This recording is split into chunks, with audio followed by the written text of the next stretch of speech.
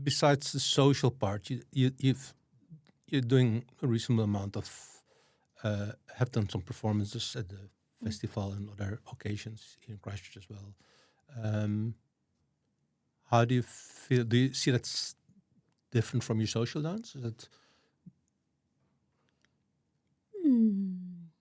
Well, I haven't done a lot of performances recently, but is it completely differently? Well, the performances I used to do, especially when I was in Turkey, were completely different because we did go for, a number of spectacle moves, and then how you prepare for that and how you dance it is different. But then it becomes more choreographed. Yeah, well, they were almost, most of the time, choreographers I've done in tango, not other dances, but tango have had a start, like choreograph the start. You choreograph a few very recognizable parts in the music, and the end, and then in between is the normal dance. So in that way, I guess the way I have performed has always had the element of how I dance social tango, in that all those in between parts, the cake, in between the cherries, has been pretty much the same dance. And then later on, some of the performances have been a lot less athletic, in which case it is definitely still the same dance, but slightly exaggerated in size. So I think of stage tango needing to exaggerate things in size, a bit like what you do with makeup. You try to exaggerate the eyes and lips so that they're visible. Yeah. It's about visibility rather than anything else. But I do love exaggerating at times. But there's of course a whole range from high bolero to a lift, which goes to another level. But because you also have done kind of short notice performances, like when Sebastian was here first time. A first time was but also probably already 4 or 5 years ago now. Danced at the piano. The Antarctic. Yeah. The Antarctic Day or there was some Antarctic event. Yeah. So that's a bit short notice, probably. Yes. So do you prepare for that, or do you? Well, in that instance, we got to practice a tiny bit, so it wasn't completely cold. No. But it was more to get in tune with each other and not choreography. No, I mean, haven't had the luxury of choreography for a long time. It takes a long time to do it well. I have.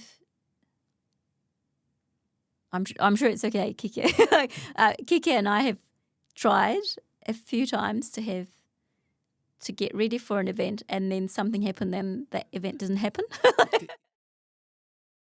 We had prepared a few times, and that has been luxurious. Like that has been so good. Yeah. It feels really nice to have the space and time to get to know the person in the dance really, really well, so that takes away any anxieties or adjustment issues at the time, and then 2, you get to create together, because even choreography in tango anyway is not something independent of the music. It still comes from the music, so it's still something that you hear the music is telling you. So exploring that with another person is really really special. So I've really enjoyed those preparations, but they haven't. We've got a curse on us, so it hasn't happened yet. We'll have to make. We'll break it. One day it will be broken.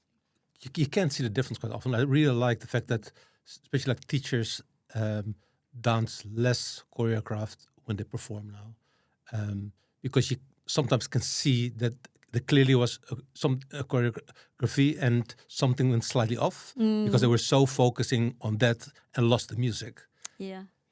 Yeah, and it makes you lose being in the presence Yes. or present. Definitely, like if you have a very tight choreography, you need, I don't know, 10 times the time in preparation to make that something that you do in your present Yeah. rather than in the future. Otherwise, a very tight choreography puts your mind in the future. So you're never in the move that you're doing. And that never looks good. I dislike it when I see even the best choreographies. If I don't see that, if I don't see the dancers really feeling it, then I'd rather they were improvising than Yes. doing something choreographed. Yeah. On improvising, think you're going to do the extreme level of competing improvised, basically? You're entering the Yes. You're talking about Jack and Jill competition Jack and coming Jill up. competition. Yes. Yes. Yeah, that's really funny. Yeah. Well, when the competition idea had first come to New Zealand back in late 2000s, my initial reaction was like, what? Like, how can you compete? It's not a sport. This is not a competitive sport. What is this about? I was quite anti it, and I thought it took completely away from, because to compete, I know this from my ballroom and Latin background, where we also had, ballroom and Latin is very competitive, and it is considered a sport as well.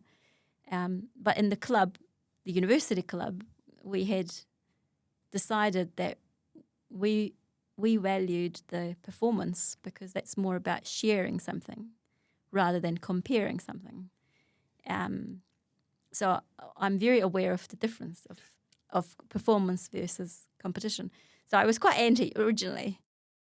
You got competing, but then on a Jack and Jill level. So tell us about that. What's the Jack and Well, Jill? so what happened is that I had thought, well, there's a long story about this, but my initial negative reaction, I have worked through and thought, well, I don't need to be anti anything. And dance, you could think of dance as something, a very long spectrum between pure art and pure sport. It can be pulled in both directions. And if it motivates some people, I talked about my motivation being another person. If for some people the motivation is a competition or, something like milestone, why not let them have that motivation? It's great. And if they want to focus on a single partner towards a competition, let them do that, because if that's what really spins their wheels, then maybe they weren't going to be that good a social dancer anyway. You're not losing anything out of this situation. You might be gaining something. So I have softened my stance. But at the time, I had thought, well, if you were going to do a competition that really reflected what actually happens in tango, I thought, well, it would have to be that you would have to be individuals that were put with random other dancers, because that's what happens in the social dance. Yeah. Like I thought, if you really want to find a competition version of this dance, I think that would be the one, because your skill level, to me, what I try to strive for myself is maximum compatibility with anyone.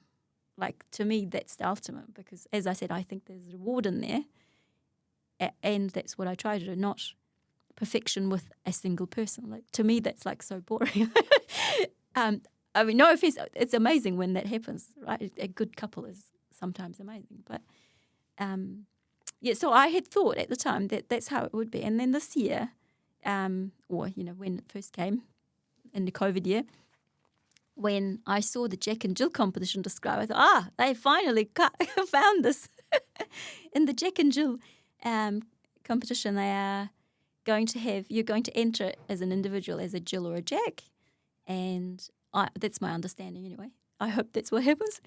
And then you get randomly assigned to different, like as a Jill, I'll get randomly assigned to different Jacks over however many rounds that they do. And then the judging will be based on, how I've done with each of those people. And then, of course, those people have to have done really well in return for me to be able to look good, right? So it's not actually individual. Like, it sounds like it's an individual, but it's almost the exact opposite of individual in my mind, that it's about everyone has to dance their best to the person they're dancing with so that you both shine. So, yeah, so I thought that was such a good idea, so I'm going to enter that. It will be an interesting one. The interesting one, actually, the point where you touch on that you both have to do well for each other. Yeah. You can't. I can't win on my own. No. It would look ridiculous if I was doing Just all these things that completely independent of who I was dancing with. Well, there are followers that do that. But it will be interesting how on earth do you judge, the how you work towards another person, because that's what it comes down to. I think it will probably be somewhat like luck, and I think it will come down to how often you happen to get matched with someone who's a good match. Yeah. Which is random, but of course you can influence that.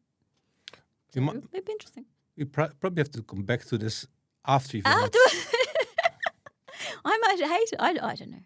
We'll see. Well, you might like it or hate it, but it's still an experience. It will be an experience.